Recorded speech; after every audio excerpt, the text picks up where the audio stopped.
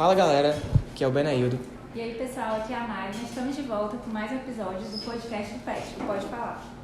Tudo bom pessoal? Hoje a gente tem a presença ilustre da nossa vice-reitora do campus de Russas, da UFC no geral. É um prazer estar recebendo a senhora aqui.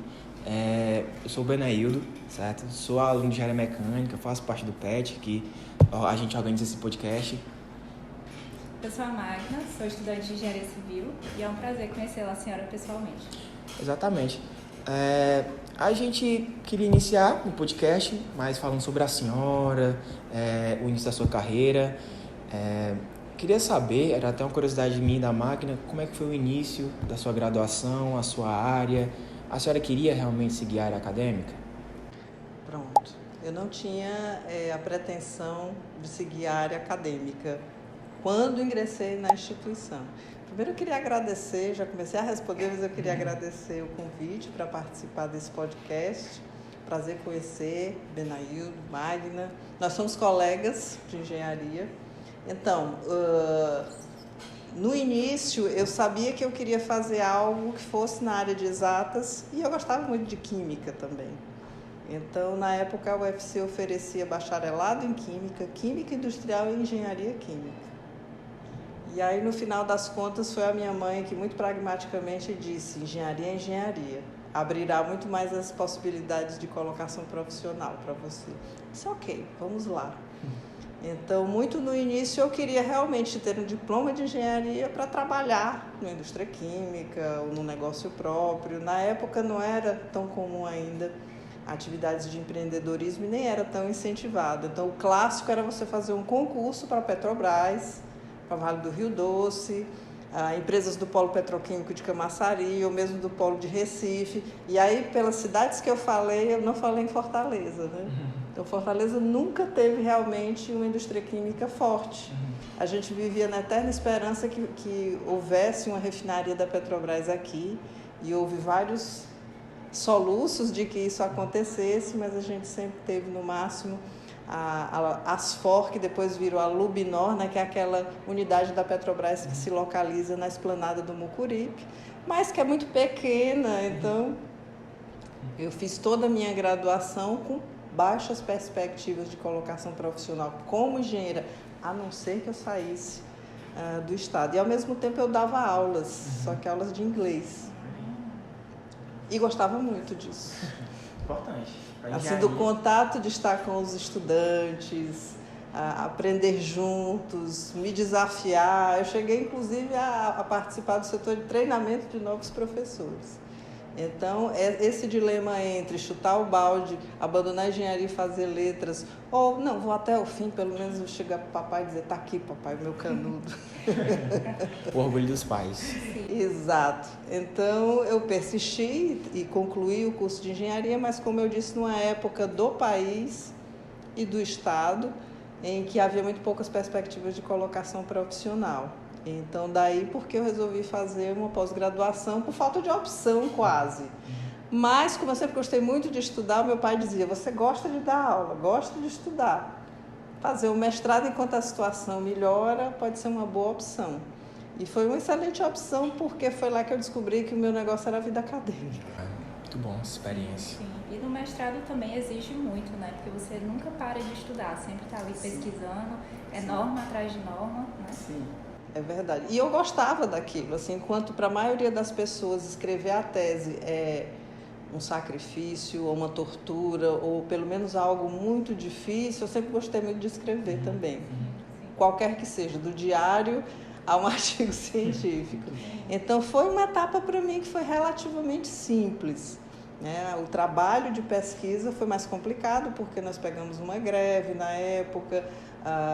Felizmente eu tinha um orientador que era muito habilidoso na oficina, porque a gente precisava de construir o meu experimento, digamos assim. E eu confesso que eu era um zero à esquerda, como ainda sou hoje em artes manuais. E ele, pelo contrário, manejava o torno como ninguém. Então, com a ajuda dele, nós conseguimos concluir a pesquisa propriamente dita, que talvez isso me custou mais, né? Sair um pouco da caixinha, apesar de ter tido experiência de iniciação científica na UFC. Mas escrever e apresentar trabalho sempre foi algo que, por mais frio na barriga que sempre dá, foi algo que sempre foi tranquilo para mim. Então foi um pouco uma confirmação, você tem que ir para a sala de aula mesmo. Muito bom, muito bom. Sim, sim. E outra curiosidade, né, que a gente ficou pensando quando a gente foi elaborar as perguntas, é que a senhora contasse um pouco para a gente uma memória sua marcante, né, da graduação, ou seja, no mestrado, no doutorado, algo que a senhora guarda até hoje.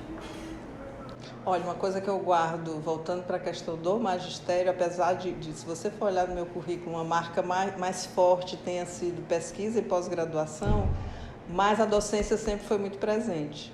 Então, uma marca muito forte é que na minha graduação já era o sistema de AP e AF, né, que até hoje existe. Eu tenho muito orgulho de dizer que eu fiz 2 AFs, o resto eu passei por média. Um dos AFs foi Mecânica dos Fluidos 2. E de fato, o pessoal da engenharia mecânica entenderá o que eu quero dizer, porque era uma mecânica dos fluidos que, além da estática de fluidos, que é normalmente onde a engenharia civil se concentra mais, né, e até tensores, equações de Navier-Stokes. Então, foi difícil, foi bastante difícil, e o professor, nosso professor na época, ele era famoso pelos altos índices de reprovação na sua disciplina. Então, cerca de 2 ou 3 anos depois que eu fui aluna e tive que fazer a F, eu entro na universidade como professora, tem esse detalhe, eu entrei com o título de mestre, ainda era possível e havia muitos concursos nesse sentido. E a primeira coisa que me deram, toma que o curso é teu, coordenadora de curso. Ixi, responsabilidade. Muita, mas a gente brinca que era quase o pedágio para entrar. E qual era a disciplina que tinha muitos problemas, né? O problema das questões do coordenador é identificar os pontos de retenção do curso, mecânica dos fluidos. Então eu fui conversar com o professor. Eu tinha 25 anos, 26 anos. Então, eu fui conversar com o professor. Professor, eu sou a coordenadora atual do curso, eu gostaria de conversar com você sobre as altas taxas de reprovação e evasão da sua cadeira. O que é que nós podemos fazer, construir juntos para melhorar essa situação? Ele olhou para mim e disse assim, você foi minha aluna, não foi? Reconheceu. Eu disse, fui, professor. Então, você sabe que essa disciplina não é fácil. Disse, sei, de fato, mecânica dos fluidos tem um grau de complexidade razoável. Então, pronto, não há como fazer um negócio que é difícil ser fácil. Me mostre alguém que dê isso de forma palatável, que eu sou o primeiro a assistir a aula. E eu tanto pressionei o chefe do departamento que atribuíram um outro professor. E no primeiro dia de aula do outro professor, a pessoa que estava lá sentada para assistir era aquele professor dos altos índices de reprovação. Então, foi uma certa saia justa. Bem, o que eu queria dizer é que, coincidências do destino, eu me afastei para o doutoramento, houve nesse tempo uma reforma curricular e essa disciplina passou a ser ministrada no meu departamento de engenharia química. E, ao voltar do doutoramento, ela caiu no colo de quem? No meu. Não sei, o pessoal confiava. Então, foi uma experiência interessante de ter sido uma aluna de uma disciplina com um grau de complexidade de fato elevado, ter tentado argumentar com o professor e depois foi quase o professor dizer, cadê? Passei, veja se vai dar certo. E, claro, havia reprovações na disciplina. Normalmente, 1/3 dos alunos ia para a prova final e desses 1/3, metade, mais ou menos, ou seja, 1/6 reprovava, mas não era nada comparável com os níveis anteriores. E eu tomei para mim, assim, como uma missão de vida de tornar aquilo, usando as palavras que eu ouvi, o mais palatável possível, trazer mais para a realidade do aluno. Né? E de modo que a matemática não fosse um inimigo, mas fosse a linguagem que traduzisse os fenômenos de dinâmica de fluidos que a gente estava estudando. Então, isso é muito presente. Eu recordei essa história quando tive que escrever o memorial para professor titular. Imagino. A senhora, pelo que a gente está comentando, tem essa responsabilidade desde cedo.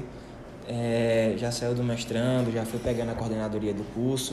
Realmente desafios muito cedo da carreira E como foi o momento de sair dessa parte da gestão com relação à docência para partir para a reitoria? Tem muito tempo? Foi um desafio muito grande para a senhora? Como foi essa mudança? De fato, se eu for, e eu fiz esse exercício um outro dia, dos 32 anos que eu tenho de UFC, eu acho que só 2 anos eu fiquei fora também, os 4 em que eu estava afastada para o doutoramento, só 2 eu fiquei sem ter cargos administrativos, ou era coordenação da graduação, ou era da pós, ou era chefia de departamento, ou a direção do centro, sempre tinha alguma coisa, né? E é curioso porque, em princípio, eu não me via naqueles lugares, né? Nós estávamos agora na Siscomp discutindo exatamente isso, como às vezes as mulheres, de tanto não se verem em determinadas posições, elas de fato se convencem, às vezes até inconscientemente, que não é ali o lugar delas. Então, ao voltar do doutoramento, isso foi no ano 2001, os meus colegas fizeram um excelente trabalho de abrir a pós-graduação da engenharia química. Então, eu já cheguei com a bola rolando, o jogo começado, né? E então, de 2001 até 2015, mais ou menos, praticamente 15 anos, eu me dediquei assim com afinco ao ensino de graduação, que eu já me dedicava, mas principalmente em construir essa pós-graduação.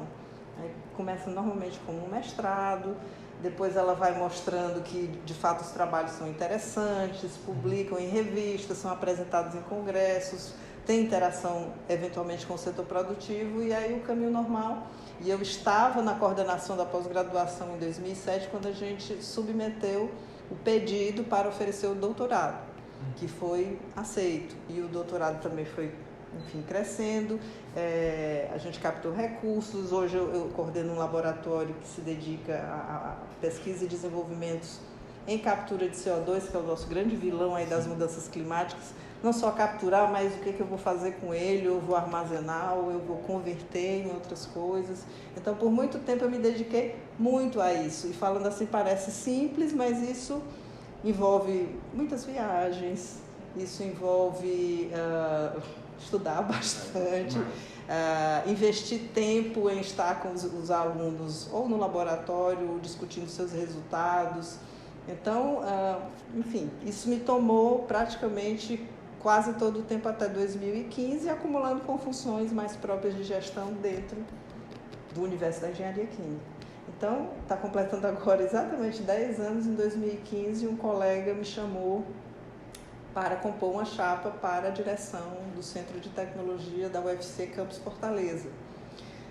Já na época, salvo engano, era uma unidade acadêmica que tinha 11 cursos de engenharia e mais arquitetura, urbanismo e design. Era a maior unidade acadêmica em número de estudantes, superando os 4.000 estudantes. Era uma unidade que estava completando 60 anos e que nunca tinha tido sequer uma vice-diretora mulher. Aí eu fiz a mesma pergunta que eu sempre faço quando estou numa situação como essa. Eu disse, tu tem certeza? É eu que é o mesmo?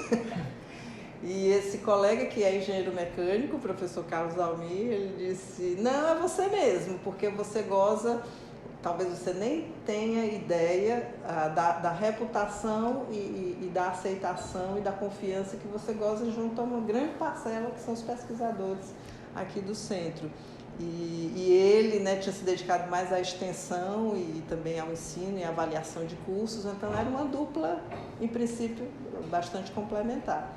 E assim nós estivemos por 2 mandatos, eu de vice-diretora, ele de diretor, e quando foi em 2022, sim, em 2022, quando nós vimos que havia possibilidades da eleição do presidente Lula para a presidência do Brasil, o professor Custódio, que já havia ganho, não sei se vocês conhecem essa história, já havia ganho uma consulta para reitor em 2019, mas não foi nomeado pelo presidente Bolsonaro, e estava ali quietinho, né, fazendo as coisas dele. A gente sempre tem muita coisa para fazer.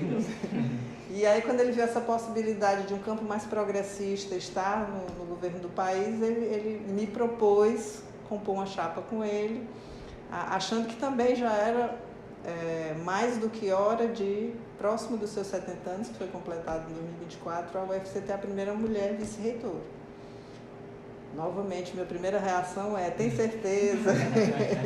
Até por ser a primeira, você nunca viu outra lá, né? E não sabe se o negócio vai... E foi aí que a gente também, como foi dito aqui, eu achei muito legal, né? Dando uns passinhos assim para ver se o chão não cai, nós nos colocamos à disposição e estamos aqui, passados 2 anos, né? Que completamos há pouco dessa gestão. Imagina, uma história... Com certeza. E puxando o gancho, né, sobre a questão da representatividade feminina, eu fiquei me perguntando, assim, para a senhora, né, que já está aí nessa caminhada já há mais tempo, né, de liderança, de lá para cá, a senhora acha que teve alguma mudança? Hoje em dia as mulheres estão de fato sendo mais reconhecidas, né? Sim. Houve muitas mudanças. Na verdade, é necessário que haja sempre algum pioneirismo e algum grau de loucura para alguém furar a bolha ou romper o teto de vidro, para que venham políticas públicas que assegurem esse direito para todas, né? O que é que eu quero dizer com isso? Eu vou dar um exemplo simples, que é a dificuldade que as mulheres que seguem carreiras profissionais e carreiras acadêmicas têm quando se tornam mães. Não que todas tenham que se tornar mães, tem várias que optam por não ter filhos, e isso está muito bem. Mas, em geral, a mulher ou ela é mãe, ou ela cuida dos pais, ou ela cuida dos pets, ou ela cuida da casa. Né? E isso é pelo menos um turno a mais. Né? Tem umas pesquisas aí que dizem que mesmo em lares em que os homens e as mulheres trabalham, elas gastam em média 5 horas a mais por semana do que eles em cuidados com a casa, com o bem-estar que é de todos. Né? Então, foi preciso várias pessoas gritarem sobre essa situação para que as primeiras políticas fossem começadas a ser tomadas. Por exemplo, né, a questão da licença maternidade, que no serviço público ela pode ser extensível, além dos 4 meses da lei, por mais 2 meses. E para algumas carreiras, por exemplo, os servidores técnico-administrativos, você pode continuar em teletrabalho até a criança completar 2 anos. Então, isso já é uma política pública assim, de um grande incentivo. O CNPq, muito recentemente, determinou que houvesse um percentual dos comitês de assessoramento, que são os comitês de assessoramento em cada área, são bem umas 50 áreas do conhecimento dentro do CNPq, tem um grupo que às vezes, dependendo da comunidade, são 4, 5 pessoas, é o caso da engenharia química, até 15 pessoas, é o caso da física, e essas pessoas são quem julgam os projetos, as bolsas, enfim, todos os editais que são lançados, né? Então, na última vez que houve renovação, havia lá uma cláusula que eles iam olhar para o equilíbrio de gênero e o equilíbrio regional. Né? E, por exemplo, na UFC, se eu não me engano, 15 professores, na última rodada, na última renovação, 15 professores tomaram assento nesses comitês, dos quais 8 eram mulheres. Então, refletia já uma política nacional. E aí, quando você tem mulheres num órgão tomador de decisão, a ótica espera-se que seja outra, né? Não seja tão meritocrática, mas seja também no sentido de chegar a uma maior equidade, a iguais oportunidades. E por aí vai. É um avanço. Nós temos ainda muito que caminhar, mas como eu coloquei ali, eu tendo a ser uma pessoa otimista e ver o copo meio cheio. E acho, pela infância que eu vivi no século passado, chegando até aqui, que nós estamos passando por uma época muito privilegiada nesse sentido. Às vezes a gente fica assim meio desanimado com uma ou outra situação que presenciamos, principalmente as situações de violência doméstica que ainda persistem, mas nós caminhamos muito.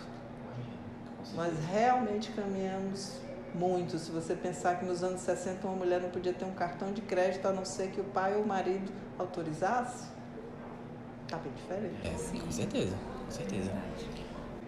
E com isso eu não quero dizer, aí eu vou repetir uma coisa que saiu numa matéria no CETV recentemente, que eles fizeram uma matéria sobre mulheres na ciência. Isso não é eles contra elas, isso é eles com elas. Né? Então, também a outra responsabilidade da mulher que normalmente dá a vida e que educa, é também educar os seus filhos homens para essa cultura de paz, essa cultura de companheirismo, de construir as coisas juntos, que não tem ninguém querendo tomar o lugar de ninguém. Pelo contrário, é seguir juntos. Verdade, muito bom. Tendo em vista, assim, a vinda da senhora para Russas, já veio algumas vezes para o campus, a senhora já deve ter participado de alguns outros eventos. Eu queria saber o que a senhora acha do nosso campus Russas, como a gente está evoluindo. Próximo ano já vem a questão da medicina, vai vir um curso que vem bastante universitários, não só o campus, mas a cidade muda bastante. Acredito que seja um potencial, né? Sim, tanto... até porque aqui a nossa cidade é praticamente muito a porcentagem universitária, né? Então, é alta. Sim, cidade universitária. Com a universidade, né? Isso, exatamente.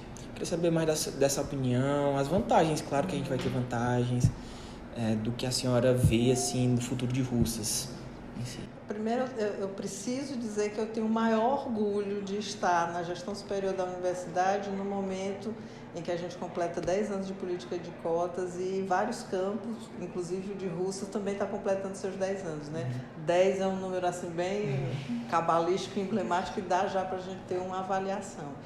Eu vivi em uma Universidade Federal do Ceará que só recebia a nata da nata da nata da nata da sociedade cearense, que tinha condições de levar seus filhos para escolas particulares, o que era assim um verdadeiro paradoxo e contrassenso, né? Eu vivi um centro de tecnologia, uma UFC, e portanto um centro de tecnologia que oferecia 4 cursos de engenharia, as clássicas, a civil, elétrica, mecânica e engenharia química.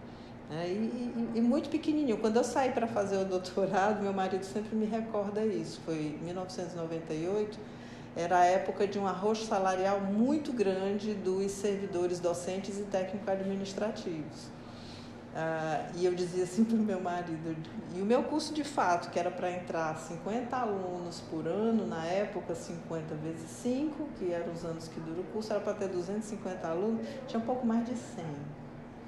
Tal era até na entrada, porque era vestibular, então tinham vagas ociosas muitas vezes, coisa que hoje pelo o SISU diminuiu bastante, né? Apesar das múltiplas chamadas.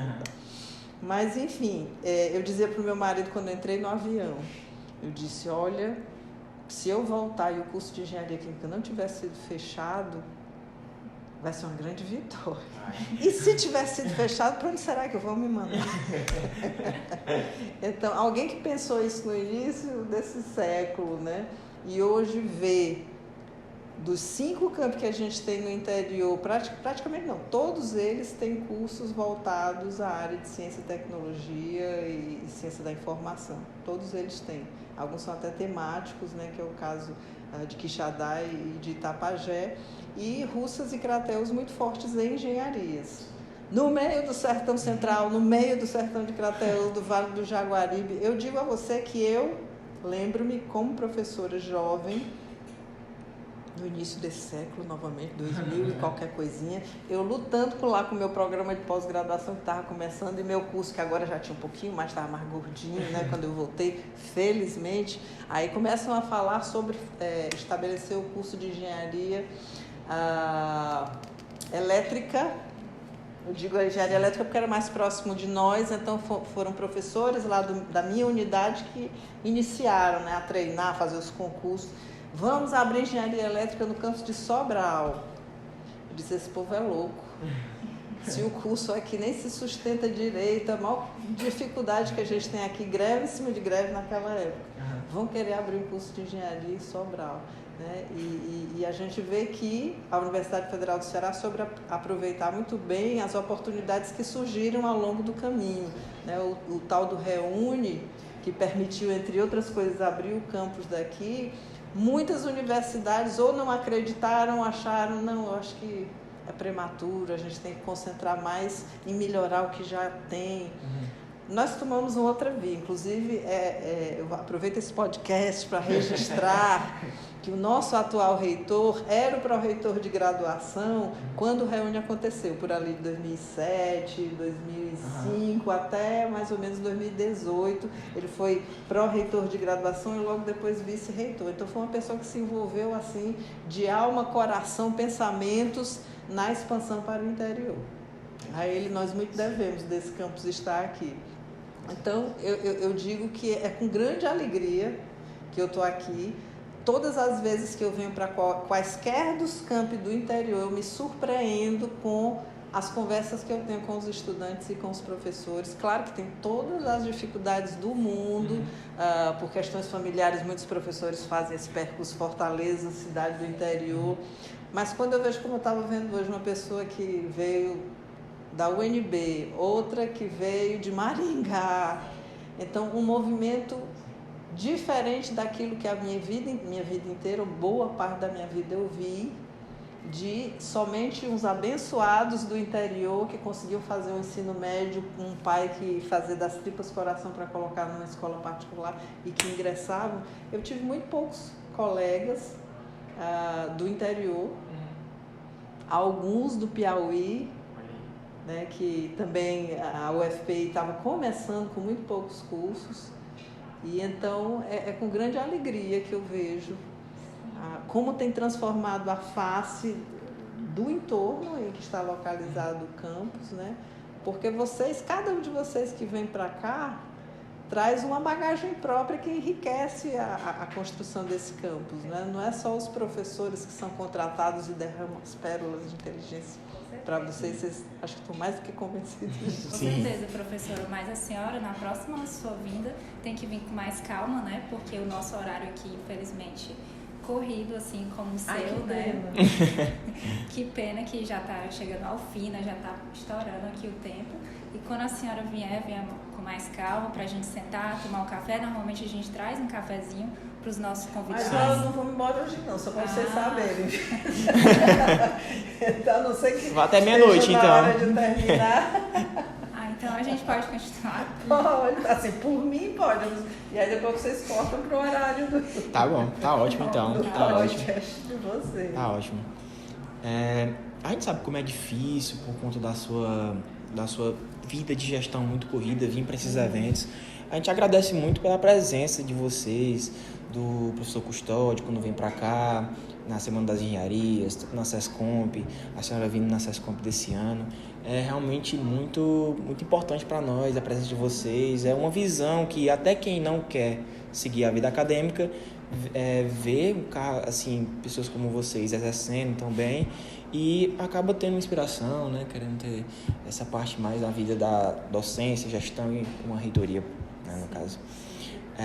Professora, eu queria saber com relação aqui ainda do campus, se daqui alguns anos passando com o desenvolvimento de cada curso, a gente tem como alavancar ainda mais o campo de Russas para aumentar blocos, desenvolvimento tecnológico, comportar mais universitários. Com certeza.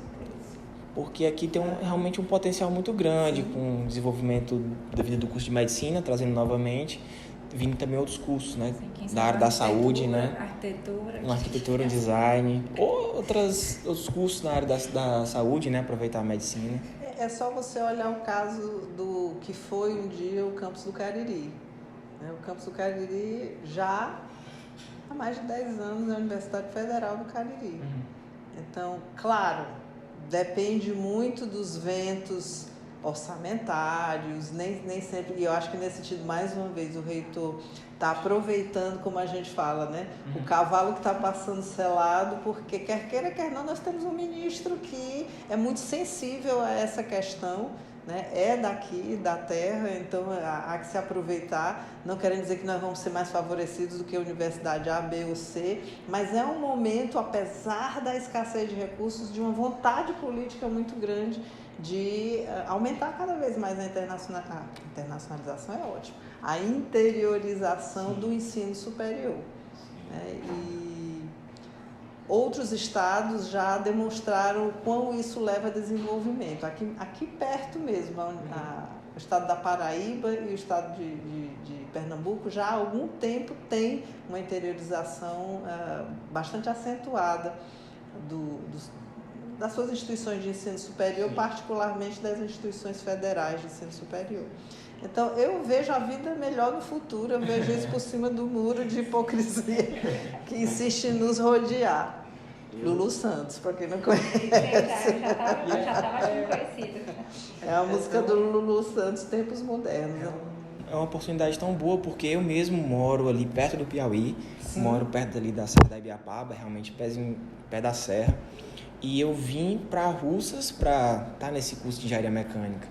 Então, é muito complicado, mas como a UFC tem várias oportunidades, nós estamos no PET, oportunidades tanto de se desenvolver como profissional, como na área acadêmica, recebendo incentivo de bolsas, tudo se torna um pouco mais fácil e colabora muito para o nosso desenvolvimento. É uma oportunidade, assim, realmente que não dá para deixar de mão. Realmente, a vinda para cá, a questão de deslocamento, vale a pena.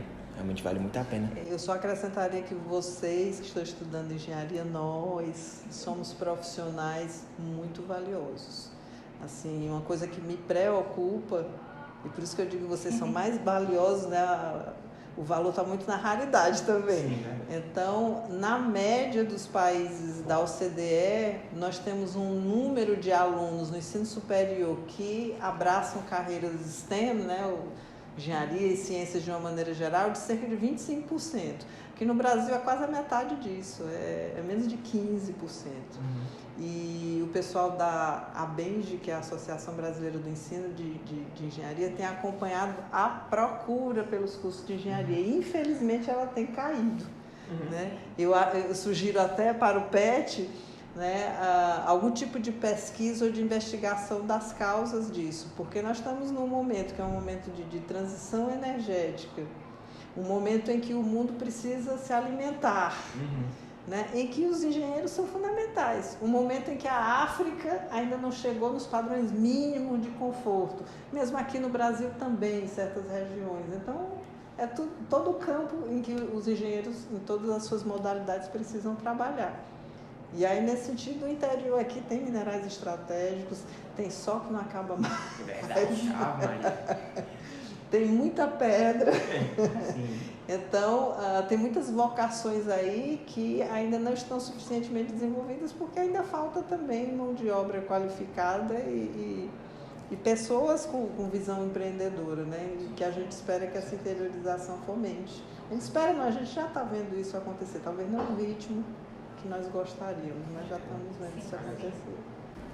A senhora falou que na sua graduação a senhora participou, né, de um projeto de iniciação científica, e trazendo um gancho aqui, né, para o PET, ele é bem interessante porque ele abrange, né, os 3 pilares, né, o ensino, a pesquisa e a extensão.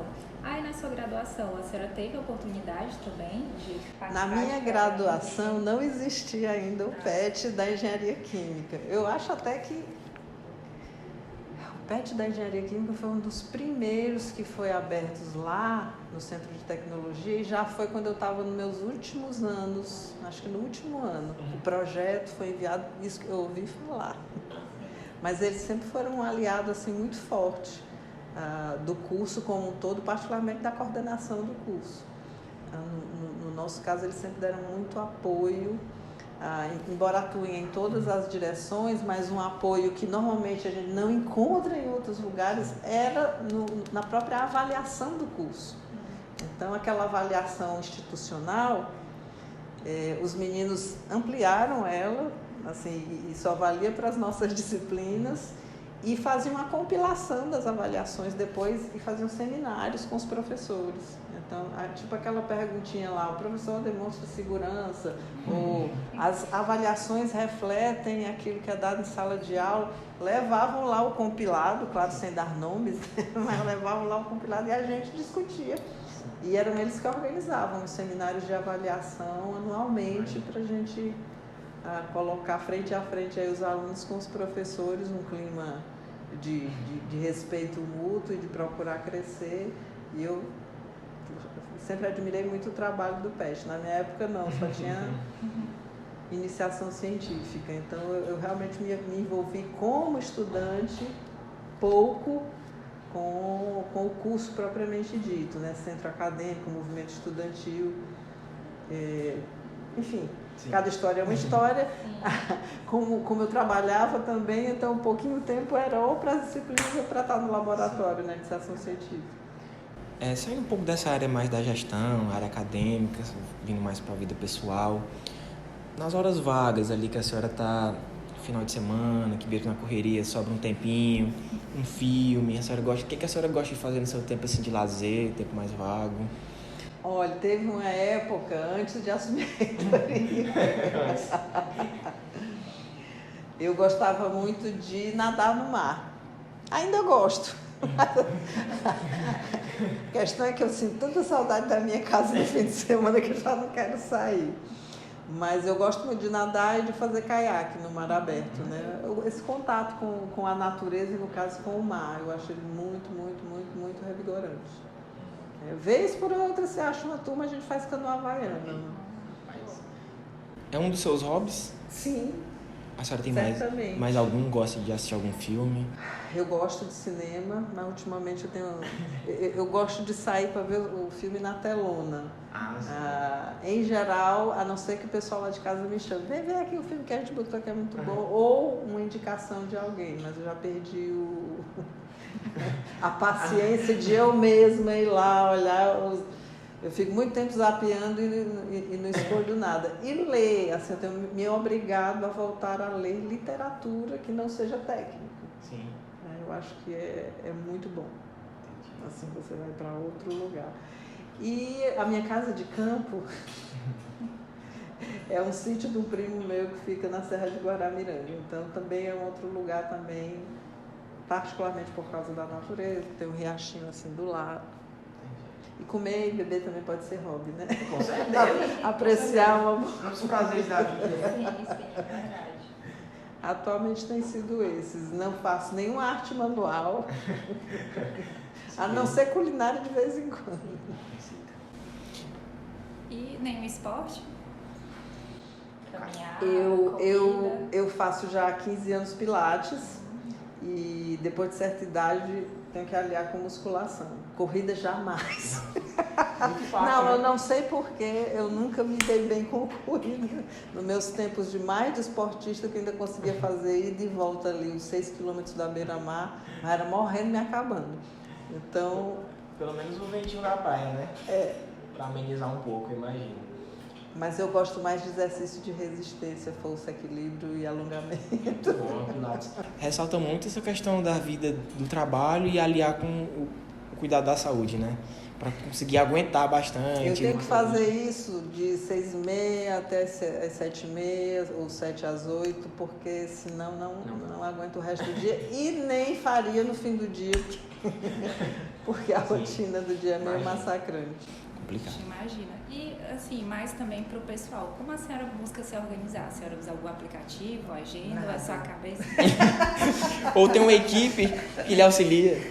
Não, obviamente que a vice-reitoria tem uma secretária, aliás, eu tenho uma secretária executiva e uma assessora, então eu diria que elas são grande parte da minha cabeça. Durante muito tempo na minha vida eu tinha agenda de escrever e era muito fiel a ela. Mas nos últimos 10 anos é o WhatsApp e as agendas da secretária, né? E no laboratório, que eu não me distanciei de todo também, tenho o meu braço direito, esquerdo e as duas pernas.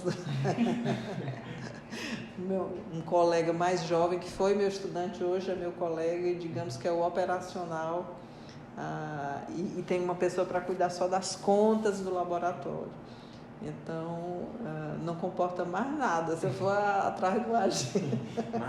A nossa agenda é eletrônica e é compartilhada. Então, tem 3 pessoas ali, incluindo eu, que vão manejando.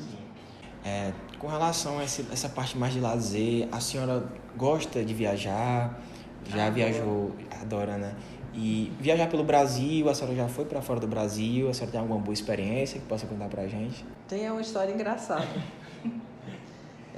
Às vezes eu tenho uma apresentação que às vezes eu faço nessas ocasiões sobre mulher e ciência, e aí eu me apresento no primeiro slide e eu coloco que de 2005 a 2015, mais ou menos, foi a época que eu mais acumulei milhas aéreas. Porque, como eu dizia, antes você construir uma área dentro da ciência, uma pós-graduação, isso requer muita interação com outros países, com outras instituições.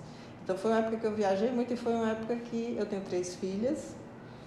A mais velha já era nascida quando eu fui fazer o doutoramento, então ela foi comigo. E houve um intervalo de quase 8 anos entre a primeira e a segunda. Aí a segunda e a terceira vieram pum-pum. Então, quando eu tive que viajar mais e me dedicar, as 2 mais jovens eram bem pequenas, né? Elas tinham 3 anos até os 7, mais ou menos. E a do meio, que hoje está terminando engenharia ambiental, dizia assim para mim: mamãe, eu quero ter a sua profissão para viajar muito, sempre. E a mais novinha uma vez fez um desenho do Dia das Mães, colocou assim um monte de balões amarrados no varal, todos com uma carinha assim triste. E tinha um balão solto voando assim por cima de todos eles com a carinha feliz. Aí ela botou mães comuns e a minha mãe. Então elas sempre me viram como essa pessoa que sempre viajou muito. E hoje também elas adquiriram o mesmo hábito. Eu acho que uma das coisas mais interessantes do ponto de vista cultural e de crescimento humano é viajar. É viajar de espírito aberto, né? Para conhecer novas pessoas, novas maneiras de estar, novas comidas, novos hábitos. O Brasil também é tão grande, né? Também, com certeza. Isso tudo se aplica, saiu de casa e vim para Russas. Se abrir é uma nova maneira de estar na vida. Com certeza. Pois a gente está chegando, né, no final do nosso episódio. Mais uma vez, a gente quer reforçar o nosso agradecimento, que a senhora conseguiu encaixar um tempinho aqui com a gente no podcast. Com certeza. Saiu da roda de conversa, já veio para cá. Sim, emendou aqui com a gente. A gente quer agradecer e quer deixar uma palavra final para a senhora, né, para os nossos ouvintes. Eu quero agradecer também a oportunidade de conversar com quem está ouvindo, né, esse podcast. Parabenizar a iniciativa do PET. Acho que a gente tem que usar de todos os canais que estão à disposição no tempo em que nós vivemos. Antigamente era carta, era jornal em papel. E hoje são podcasts, entre outras mídias, né, para conectar pessoas, para estar juntos. E a última mensagem que eu deixaria é aquela que é muito clichê, né, que a educação liberta e transforma. E quando a gente fala em educação, eu não estou falando na educação unicamente formal, que é essa que nós estamos aqui na universidade, foi o que nos permitiu estar aqui juntos, mas até nesse sentido a gente quer também trazer para dentro da universidade um espaço de educação integral, né, em que a pessoa tenha não só uma formação profissional ou profissionalizante, mas como sempre nos lembra muito o reitor, as primeiras universidades não tinham o objetivo de formar ninguém em profissão nenhuma, mas de fazer as pessoas pensarem por si só e terem autonomia intelectual para se conduzir na vida, né? Então a gente hoje também tenta, ao mesmo tempo em que fornecemos uma habilitação profissional, também emancipar as pessoas e sempre rumo ao justo, ao bom e ao belo, como se diz na filosofia, para que através do exercício profissional e cidadão de vocês contribuam para um mundo mais justo de se viver. Muito bom, muito obrigado de verdade estar aqui. É uma honra o podcast estar recebendo a senhora, separado um tempo. A gente vai sempre agradecer, porque a gente sabe como é difícil. Sim. Muito obrigado de verdade. Obrigada ao pessoal da técnica. Bom, pessoal, a gente está ficando por aqui pelo episódio. Agradecer a audiência de vocês. Muito obrigado, viu? Até a próxima, gente. Tchau. Tchau.